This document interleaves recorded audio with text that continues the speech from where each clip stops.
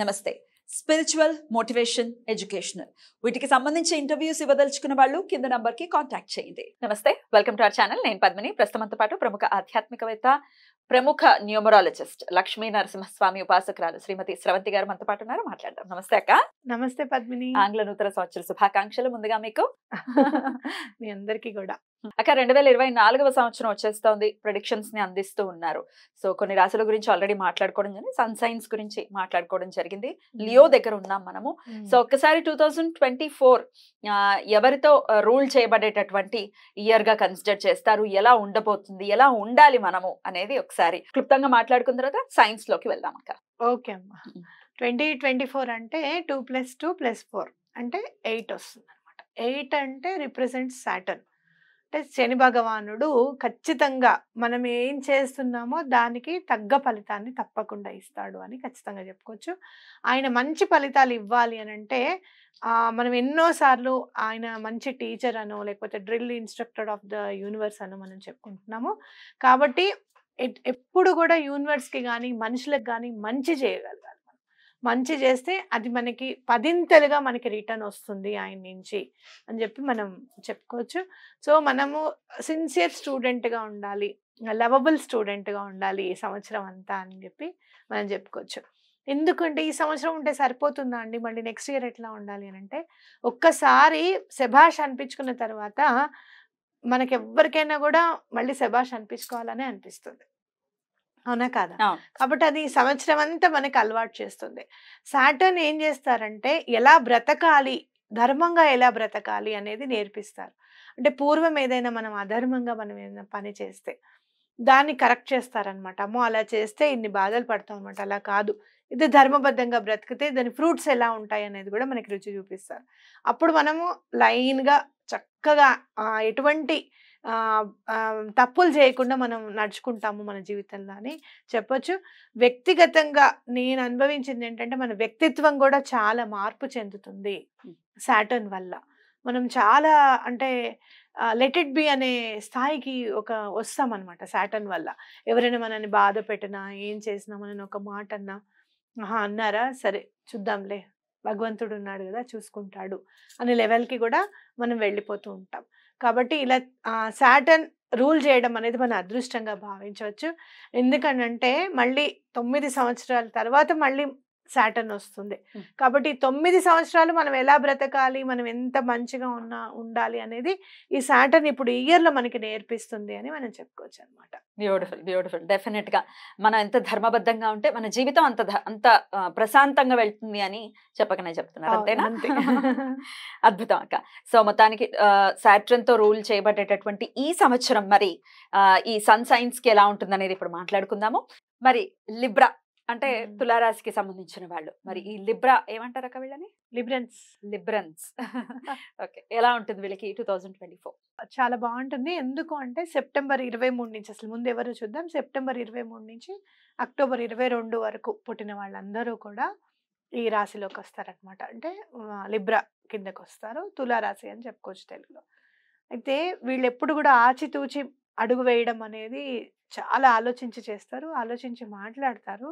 కాకపోతే ఒక్కొక్కసారి సమయానికి అనుకూలంగా ప్రవర్తించారు. అంటే ఇప్పుడు డెసిషన్ తీసుకోవాలి అనుకున్నప్పుడు ఆలోచిద్దాంలే అని అనుకొని ఆ డెసిషన్ వల్ల ఆ వర్క్ ఆగిపోవచ్చు, లేకపోతే ఎవరికైనా అవకాశం వెళ్ళిపోవచ్చు. కాబట్టి అంత ఎక్కువగా ఆలోచించకుండా ఉండాలన్నమాట. ఇది ఈసారి మాత్రం కొంచెం ఒడిదుడుకులుగానే ఉంటుంది ఈ సంవత్సరం అని చెప్పుకోవచ్చు. ఎందుకు అని అంటే సాటర్న్ కొంచెం వీళ్ళని అంటే పని వెనకడుగు వేస్తూ ఉంటారు కదా, ఏదైనా డెసిషన్ తీసుకోవడానికి లేట్గా చేస్తారు వర్క్ అని చెప్పి ఉంటుందన్నమాట ఆయనకి. కాకపోతే ఆ క్వాలిటీని కనుక మనం మార్చుకుంటే, అంటే డెసిషన్ తీసుకునే దాంట్లో కొంచెం ముందడుగు వేస్తే, ఇవాళ చేద్దాంలే, రేపు చూద్దాంలే, రేపు ఎలా ఉంటుందో ఇంకొకసారి ఆలోచిద్దాంలే, ఇలాంటివన్నీ మానేస్తే వాళ్ళకి బాగుంటుంది. అంటే బిజినెస్ చేసే వాళ్ళకి మాత్రం ఈసారి బాగుంటుంది అని చెప్పుకోవచ్చు. అంటే వర్క్ చేసేటప్పుడు కానీ ఏదైనా కూడా 1కి 2 సార్లు ఆలోచించండి, కానీ ఎక్కువగా ఆలోచించకుండా ముందుకు వెళ్ళిపోండి. అండ్ వీళ్ళని ఎలిమెంట్ వీళ్ళని రూల్ చేసేది ఎయిర్ అన్నమాట, గాలి. గాలికి మరి సంబంధించినవి మనం ఎట్లా చేసుకుందాము అని అంటే కనుక ఆవు నెయ్యిని కనుక ఏదైనా హోమం చేసే దగ్గర ఉపయోగిస్తే మనం ఏం చెప్పుకుంటాం ఎప్పుడు కూడా ఆవు నెయ్యిని మన హోమంలో వేస్తే ఆక్సిజన్ లెవెల్స్ బాగా పెరుగుతాయి, ప్రాణవాయు శక్తి పెరుగుతుంది పర్యావరణంలో అని చెప్పుకుంటాం. కాబట్టి ఆ పర్యావరణాన్ని ఎంతో కొంత మేలు చేసినట్టేగా తప్పకుండా యూనివర్స్ కూడా వీళ్ళకి ఈ పరిహారం పాటిస్తే మేలు చేస్తుంది అనమాట. లేదండి మేమంతా ఆవు నెయ్యి ఇచ్చేంత పరిస్థితి మాకు లేదు అని అనుకుంటే అట్లీస్ట్ ఒక 100 grams లేకపోతే 200 grams ఎంతో కొంత ఇవ్వడం అనేది ఇంపార్టెంట్. అలానే వీళ్ళు తప్పకుండా ఆవు నెయ్యితో దీపం పెట్టడం, వారానికి ఒక్క దీపమైనా పర్వాలేదు, ఒక దీపం గురువారము శుక్రవారము చూసుకొని ఆవు నెయ్యితో ఇంట్లో దీపం పెట్టడం అనేది చాలా ఇంపార్టెంట్. దీపం పెట్టేటటువంటి కల్చర్లో లేని వాళ్ళ పరిస్థితి ఏంటక్క? ఎక్కడైనా అదేంటి భోజనానికి వండేటప్పుడు వాళ్ళ దాంట్లో భోజనశాలలు ఉంటాయి కదా, ఎక్కడైనా వండి పెట్టి ఆర్ఫనేజ్ హోమ్స్ ఉంటాయి, వాళ్ళకి ఆవు నెయ్యి ఇచ్చి కాస్త వాళ్ళకి వాళ్ళ భోజనానికి ఆవు నెయ్యి వేయండి అని చెప్పడం, వంటలో ఉపయోగించండి అని చెప్పడం, అట్లా ఇలాంటివన్నీ చేయొచ్చు. అదే కాబట్టి అలాంటివి చేసుకుంటే చాలా మంచిది అనమాట. అయితే వీళ్ళని పరిపాలించేది మాత్రం వీనస్, శుక్రుడు. అయితే సాటర్న్ కి ఎంత ఆలోచిస్తారు వీళ్ళు అన్న కోపం ఉన్నా కూడా వీనస్ పరిపాలిస్తున్నాడు కాబట్టి దైత్య గురువు అంటే కూడా ఆయనకి చాలా ఇష్టం. మనకి మామూలుగా బృహస్పతి అంటే కూడా చాలా ఇంపార్టెన్స్ ఇస్తారు, దైత్య గురువుకి ఇంకొంచెం ఎక్కువగా ఇంపార్టెన్స్ ఇస్తారు. కాబట్టి వీళ్ళని కొంచెం కేర్ఫుల్గా చూసుకుంటారనే చెప్పవచ్చు. అయితే ఎలా కేర్ఫుల్గా చూసుకుంటారు, మీకు స్ఫురణకు వస్తుంది అనమాట, లేదు ఇవాళే డెసిషన్ తీసుకోవాలి అని చెప్పి మీ మనసు చెప్పినప్పుడు వెంటనే ఆ డెసిషన్ తీసేసుకో, ఇంకా లాగ్ చేయకుండా ఆలోచించకుండా. అలా అనిపించినప్పుడు వెంటనే చేసేసేయండి, భగవంతుడి మీద భారం వేసి నమ్మి తప్పకుండా ఈ పని చేస్తున్నాను నాయన, నాకు మంచి జరిగేటట్టుగా చూడు అని చెప్పి చేయండి. అయితే ఈసారి ఉద్యోగం మానేయడం అని, ఉద్యోగం మానేసి కొత్త బిజినెస్కి వెళ్దాం అనుకోవడం అలాంటివి చేయకండి ఈ ఇయర్ మొత్తం కూడా. ఎందుకంటే ప్లాన్ ప్రకారంగా చేయాలి వీళ్ళు ఏదైనా కూడా. కాబట్టి ఈసారి మాత్రం అలాంటివి పెద్ద పెద్ద ప్లాన్స్ ఏమీ చేసుకోకుండా ఉన్న దాంట్లోనే ఎక్కువగా దాచుకోవడము, సేవ్ చేయడం అంటే ఇష్టం కదా సాటర్న్కి, సేవ్ చేస్తే మీకు మంచి బెనిఫిట్స్ వస్తాయి అన్నమాట. ఇప్పుడు మీరు చూసుకోవచ్చు ఎక్కడన్నా పెద్ద పెద్ద వాటిలో మీరు ఇలా సేవ్ చేస్తే ఇంత వస్తుందండి ఇలా అని చెప్పడానికి కూడా మనకి చాలా మంది ఉంటూనే ఉంటారు కదా. కాబట్టి అట్లా సేవింగ్స్ పర్పస్ ఎక్కువగా డబ్బుని సేవ్ చేసుకోండి.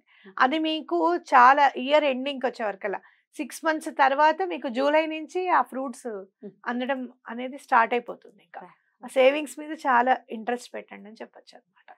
ఓవరాల్ గా మంచి ఇయర్ గానే ఉంటుందని అనుకోవచ్చా వీరికి? మంచి ఇయర్ గానే ఉంటుంది. అంటే వీళ్ళని ఎప్పుడు కూడా సాటర్న్ ఏం చేస్తారు, మనం మార్చుకోవడానికి, మనలో ఏవైతే లోపాలు ఉన్నాయో వ్యక్తిత్వ లోపాలు అవి సరి చేయడానికి సాటర్న్ చాలా మనకి హెల్ప్ చేస్తారు. ఇప్పుడు వీళ్ళు ఈ డెసిషన్ మేకింగ్ అనేది స్లోగా చేయడము, అసలు దానివల్ల ఇబ్బందులు పడడం, దానివల్ల నష్టపోవడం అనేది సాటర్న్ వల్ల మారిపోతుంది. సాటర్న్ నెంబర్ కాబట్టి లేదు మనం ఫాస్ట్గా ఉండాలి, ఈ డెసిషన్ ఎప్పటి వరకు తీసుకోవాలి, ఎప్పటి వరకు ఎండ్ టైం ఉంది అప్పటి వరకే చేయాలి అనేది. అంటే అప్లికేషన్ ఫామ్స్ కూడా రష్లో వెళ్ళి చేస్తారు, లాస్ట్ మినిట్ అప్పుడు అప్లికేషన్ ఫామ్ ఇవ్వడం అలాంటివన్నీ చేస్తూ ఉంటారు, ఇద్దాంలే అనుకుంటూ. అలాంటివన్నీ కూడా చేంజ్ చేసుకునే టైం అనమాట, అంటే మనల్ని మనం సంస్కరించుకునే టైం కాబట్టి. అలాగే ఇన్వెస్ట్మెంట్ చేస్తే కూడా సాటర్న్ మంచి అంటే రిజల్ట్స్ మంచి ఫ్రూట్స్ వస్తాయి కాబట్టి దాని మీద దృష్టి పెట్టడం, మనల్ని మనం సంస్కరించుకోవడం.